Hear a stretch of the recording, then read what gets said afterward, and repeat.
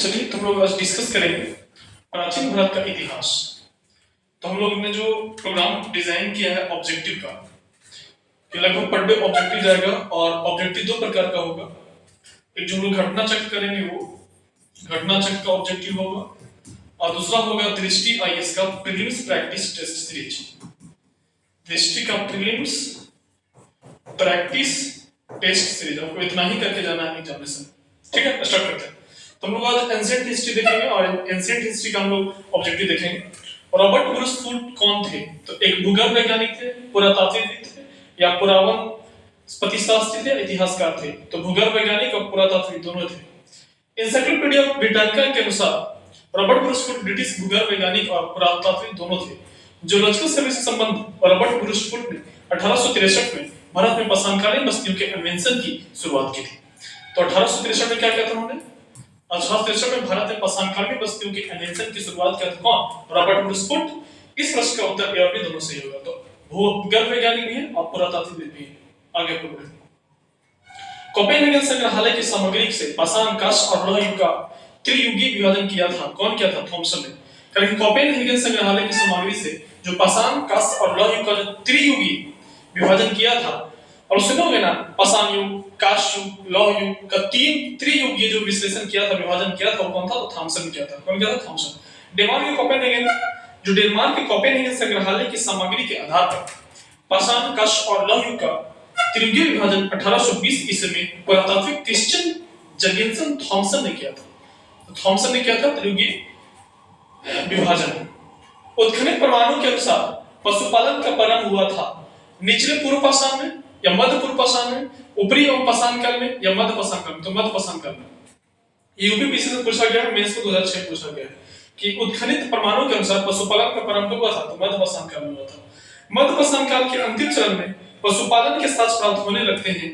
ऐसे पशुपालन के साक्ष्य भारत में आदमगढ़ कहां होता है? पशुपालन का साक्ष्य कहां मिलता है?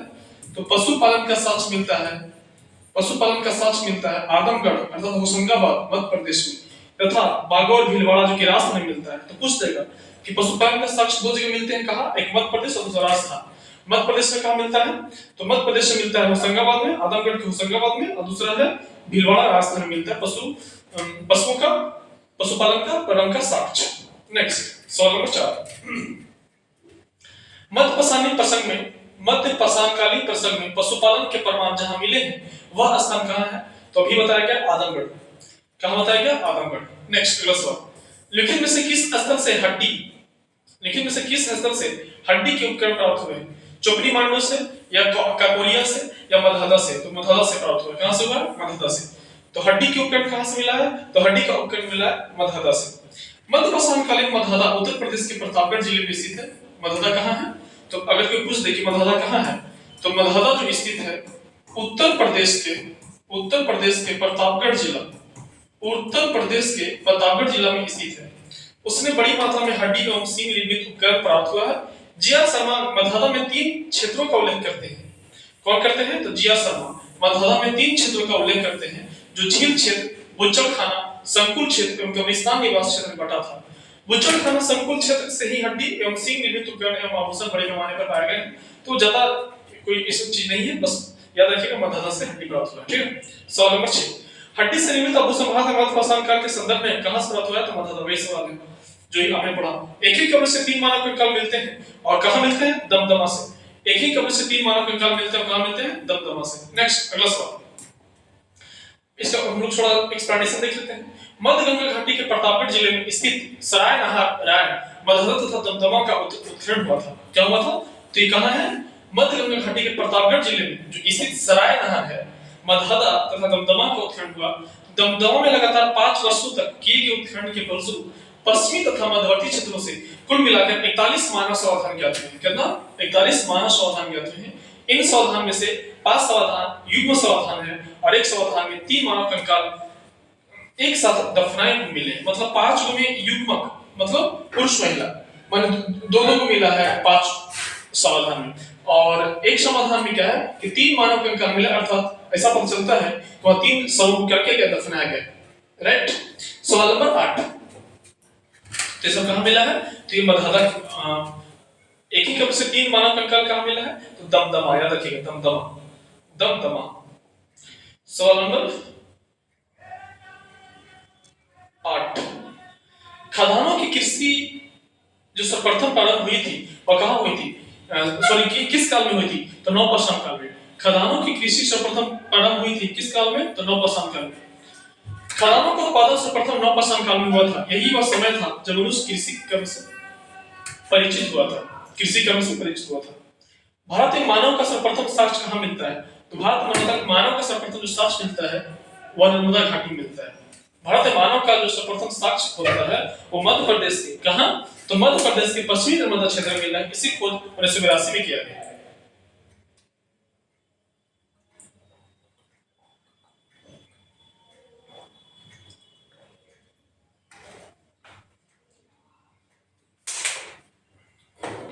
मानव द्वारा सर्वप्रथम प्रयुक्त अनाज कौन था, तो प्रयुक्त अनाज था जौ। याद रखिएगा कि मानव में भारत का सर्वप्रथम साक्ष्य कहां मिला, भारत में मानव का सर्वप्रथम साक्ष्य कहां मिला, तो वह मिला नर्मदा घाटी में। यह उत्तराखंड पीसी से पूछा गया 2006 में सवाल। सवाल नंबर नेक्स्ट, हम लोग धीरे धीरे हम लोग घटना चक्र से लेकर प्रीलिम्स प्रैक्टिस टेस्ट तक आगे बढ़ेंगे। और अगर आप लोग प्रीलिम्स प्रैक्टिस टेस्ट कर लेते हैं तो यूपीएससी का एग्जाम निकाल सकते हैं। मैं बार बोलता हूं कि अगर आप दृष्टि का जो आता है, दृष्टि का प्रीलिम्स प्रैक्टिस टेस्ट, हिस्ट्री का अलग, ज्योग्राफी का अलग, पॉलिटी का अलग, इकोनॉमिक्स का अलग, वो करने के बाद और जितना उनका एक्सप्लेनेशन है वो पढ़ लेंगे हम लोग। और जब सवाल करते जाएंगे तो एक्सप्लेनेशन ही पढ़ते जाएंगे, शॉर्ट नोट्स आप लोग बनाते जाएंगे और थोड़ा सा करंट अफेयर जो मंथली मैगजीन है उसको लेकर चलेंगे। तो हम लोग क्या करेंगे, यूपीएससी का प्री भी हम लोग निकाल सकते हैं इतने करने के बाद। ठीक है, बहुत छोटी मोटी नहीं, बहुत बड़ी चीज हो जाएगी। उसमें कथन बेस्ड सवाल ज्यादा पूछता है और जो बीपीएससी है ना सीधे शिफ्ट करके कथन बेस्ड सवाल कर। मानव द्वारा सर्वप्रथम प्रयुक्त अनाज कौन था, तो जौ था। सवाल नंबर नेक्स्ट, आधुनिक मानव समाज द्वारा मुख्य रूप से 8 खाद्य अनाजों का उपभोग किया जाता है गया है। जौ, गेहूं, चावल, मक्का, बाजरा, सोरगम, राई, गेहूं, जई। सुनिएगा, जो मॉडर्न मानव समाज है उसके द्वारा मुख्य रूप से 8 खाद्य अनाजों का क्या किया गया, उपभोग किया गया है। जौ, गेहूं, चावल, मकई, बाजरा, सोरगम, राई एवं जई। अनाजों के पौधे विभिन्न क्षेत्रों में जंगली घास रूप में विद्वान थे। अनाजों के जो पौधे थे विभिन्न क्षेत्रों में जंगली घास रूप में क्या थे, विद्वान थे, जिन्हें बीजों के रूप में मानव ने उगाया। अलग अलग क्षेत्र में अलग अलग समय पर वैश्विक दृष्टि से देखा जाए तो सर्वप्रथम जौ 8000 ईसा पूर्व के निकट पूर्व नियर ईस्ट भूमध्य सागर एवं ईरान के मध्य स्थित अर्थात पश्चिम एशिया के देश से मानव द्वारा उगाया गया। तो पहला जौ कहां, तो मैंने बोला कि ईरान। सर्वप्रथम जौ ईसी पूर्व कब 800 ईसी पूर्व की बात है, 8000 ईसी पूर्व की बात है, पूर्व में निकट पूर्व भूमध्य सागर एवं ईरान के मध्य, भूमध्य सागर एवं ईरान के मध्य 8000 ईसा पूर्व में जौ उगाया गया। पश्चिमी एशिया के देश में मानव द्वारा उगाए गए बाद लगभग इन्हीं क्षेत्रों में 8000 ईसा पूर्व के आसपास ही गेहूं मानव द्वारा उगाया जाने लगा। तो याद रखिए भूमध्य सागर क्षेत्र और ईरान के क्षेत्र के बीच जौ और गेहूं का साक्ष्य मिलता है, उगाने का साक्ष्य मिलता है। भारतीय उपमहाद्वीप में कृषि के प्राचीनतम साक्ष्य प्राप्त होते हैं और वह कहां से होते हैं, तो लाहौरा देव से। भारतीय उपमहाद्वीप में कृषि के प्राचीनतम साक्ष्य कहां से प्राप्त होते हैं, तो लाहौरा देव से। याद रखिए लाहौरा देव से। नवीनतम खोजों के आधार पर भारतीय उपमहाद्वीप में प्राचीनतम कृषि साक्ष्य वाला स्थल उत्तर प्रदेश के संत कबीर नगर जिले में स्थित लाहौरा देव। कहां से, लाहौरा देव। यहां से 9000 ईसा पूर्व से 7000 ईसा पूर्व मध्य के चावल के साक्ष्य प्राप्त हुए। उल्लेखनीय है कि इस नवीनतम खोज के पूर्व भारतीय उपमहाद्वीप का प्राचीनतम कृषि साक्ष्य वाला स्थल मेहरगढ़, जो कि पाकिस्तान के बलूचिस्तान में स्थित है, यहां से 7000 ईसा पूर्व के गेहूं के साक्ष्य मिले हैं। जबकि प्राचीनतम चावल के साक्ष्य वाला स्थल कोल्डीवा इलाहाबाद जिले में बेलन नदी के तट पर स्थित है। सुनिएगा, अगर बोल दीजिए प्राचीनतम चावल के साक्ष्य वाला स्थल कौन है, तो कोल्डीवा, जो कि इलाहाबाद जिले में बेलन नदी के तट पर स्थित है। यहां से 6500 ईसा पूर्व के चावल की भूसी के साक्ष्य मिले हैं। माना जाता है कि उपरोक्त संदर्भ में अब यदि विकल्प में लाहौरा देव रहता है तो उपयुक्त विकल्प वही होगा, परंतु लाहौरा देव के विकल्प में न होने की स्थिति में इसका उत्तर पूर्व की भांति होगा।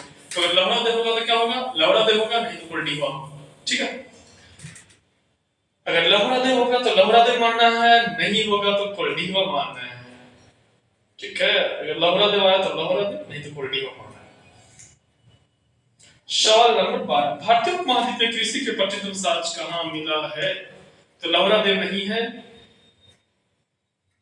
आंसर मेहरगढ़। क्या है, मेहरगढ़, मेहरगढ़। भारतीय उपमहाद्वीप में कृषि के प्राचीनतम साक्ष्य कहां से प्राप्त हुए? तो मेहरगढ़, अभी हमने पढ़ा मेहरगढ़ 1314 में। नवपाषाण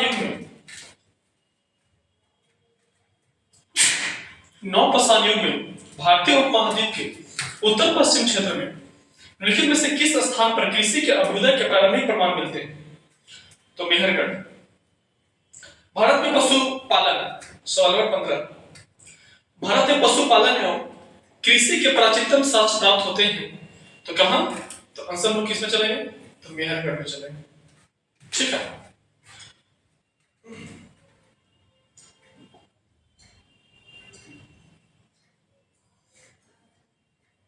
उस स्थल का नाम बताइए जहां से प्राचीनतम अस्थायी जीवन के प्रमाण मिले।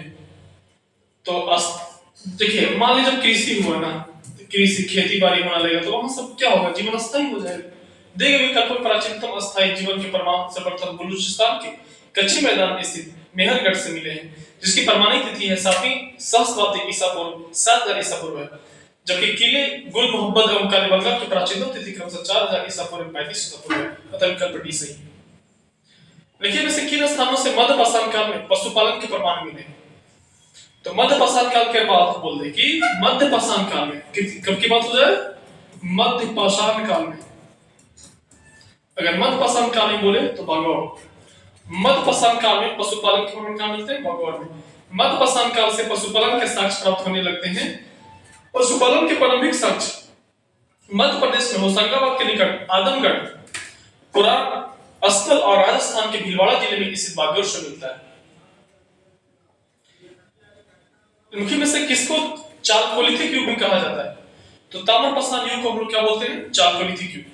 ताम्रपाषाण युग क्या बोलते हैं? चालकोलिथिक युग। सवाल नंबर 19, निम्न में से किस एक पुरास्थल से पाषाण संस्कृति से लेकर हड़प्पा सभ्यता तक की संस्कृति का अवशेष मिलता है? तो मेहरगढ़। क्या याद रखिएगा? मेहरगढ़। बलूचिस्तान पाकिस्तान में स्थित पुरास्थल मेहरगढ़ कहां भी? तो याद रखिए बलूचिस्तान जो आज का पाकिस्तान है उसमें स्थित पुरास्थल जो पुरातत्व स्थल है इसको मतलब मेहरगढ़ से पाषाण संस्कृति से लेकर हड़प्पा सभ्यता तक की संस्कृति का अवशेष प्राप्त हुआ। नवदा टोली का उत्थान किसने किया था? तो नवदा टोली का उत्थान एचडी संकालिया ने किया था। नवदा टोली का उत्थान किसने किया था? तो नवदा टोली का उत्थान एचडी संकालिया ने किया था। नवदा टोली अर्थात मध्य प्रदेश का उत्थान दक्कन कॉलेज पुणे के प्रोफेसर एचडी संकालिया ने कराया था। ये कहां के प्रोफेसर थे? तो ये पुणे के प्रोफेसर थे। ये पुणे के प्रोफेसर थे और कौन करवाया था? एचडी संकालिया ने करवाया था। ये स्थल इस महाद्वीप का सबसे विस्तृत उत्खनित ताम्रपाषाण कालीन ग्राम स्थल है, जिसकी तिथि 1600 से 1300 ईस्वी के बीच निर्धारित की गई थी। सवाल नंबर 21, नवदा टोली किस राज्य में अवस्थित है? तो नवदा टोली मध्य प्रदेश में अवस्थित है। कहां है नवदा टोली? मध्य प्रदेश में। सवाल नंबर 22, बृहद पाषाण स्मारकों की पहचान की गई थी। तो बृहद पाषाण स्मारकों की पहचान सन्यासी गुफाओं के रूप में, मृतक के दफनाने के स्थान के रूप में, तो मृतक के दफनाने के स्थान के रूप में। नवपाषाण कालीन दक्षिण भारत में शवों के विभिन्न प्रकार की समाधियों में दफनाने की परंपरा रही है। इन समाधियों को जो विशाल पाषाण खंडों से निर्मित है बृहद पाषाण या मेगालिथ के नाम से जाना जाता है। इनके विभिन्न प्रकार जैसे शिष्ट समाधि, pit circle, camp circle, dolmen, umbrella stone, foot stone, कंदरायन, मेहिल, ये बृहद पाषाण स्मारक मृतकों की समाधियां थी। ये सब मृतकों की समाधियां का नाम है। कह रहा कि राख का टीला लेकिन में से किस नवपाषाणिक स्थल से संबंधित है? तो राख का टीला संगनकलु, फिर सुनिएगा बड़ा प्यारा वर्ड, राख का टीला संगनकलु, राख का टीला संगनकलु किस नवपाषाण कालीन स्थल से संबंधित है? तो संगनकलु नवपाषाण कालीन स्थल से संबंधित है। कर्नाटक में मैसूर के पास वेलारी जनपद में, मैसूर के पास कहां? वेलारी जनपद में स्थित संगनकलु नामक नवपाषाण कालीन स्थल से राख के टीले प्राप्त होते हैं। सवाल नंबर 24,